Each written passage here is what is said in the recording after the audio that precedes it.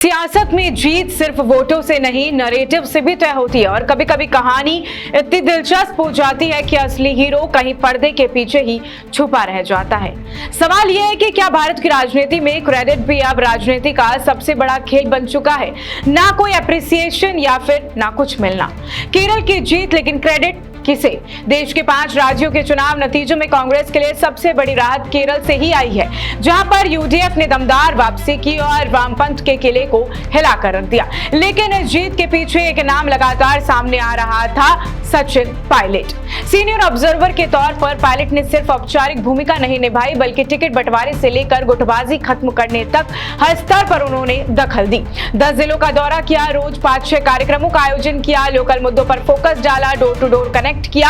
यानी साफ है कि सिर्फ ये चुनाव नहीं था, उन्होंने माइक्रो मैनेजमेंट कैंपेन पर भी ध्यान दिया था और खुद ने किया। लेकिन सवाल यह है कि इतनी बड़ी जीत के बाद भी क्या पायलट को वो पहचान मिली जिसके वो हकदार थे? राजस्थान के नेताओं की तरफ से आखिर सन्नाटा क्यों है? क्या कांग्रेस में क्रेडिट देने की संस्कृति अब कमजोर पड़ती जा रही है?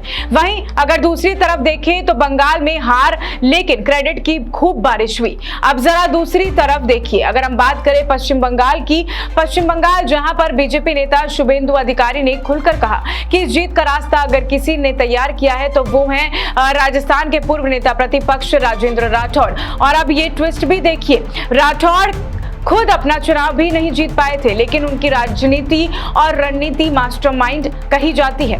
अधिकारी ने उन्हें महाभारत के अर्जुन से जोड़ा, लेकिन हालात ऐसे बन गए कि वो अभिमन्यु की तरह घिर गए। फिर भी उनको क्रेडिट दिया गया।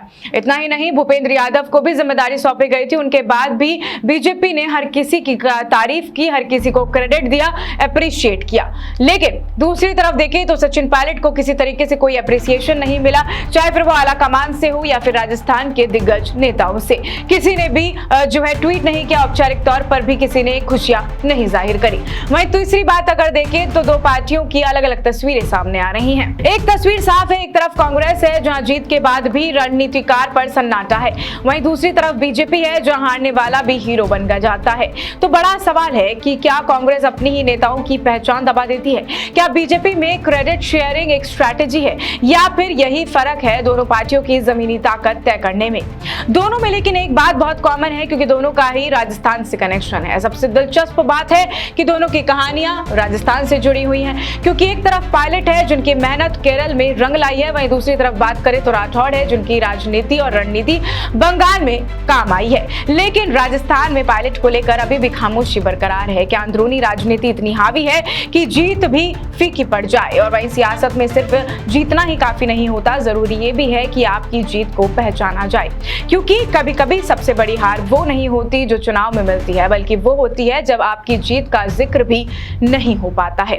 अब फैसला आप कीजिए कि एक रणनीति थी या फिर राजनीति का कोई बड़ा दांव था, क्योंकि जिस तरीके से सचिन पायलट को अभी वो उम्मीदों के साथ खरे भी उतरे, लेकिन उनको कोई अप्रिसिएशन नहीं मिला, इससे काफी ज्यादा बयानबाजी अब देखती हुई नजर आ रही है। आपको क्या लगता है? कमेंट्स में जरूर बताएं। मैं आपके साथ प्रिया बंसल और आप देख रहे हैं अपडेट इंडिया। नमस्कार।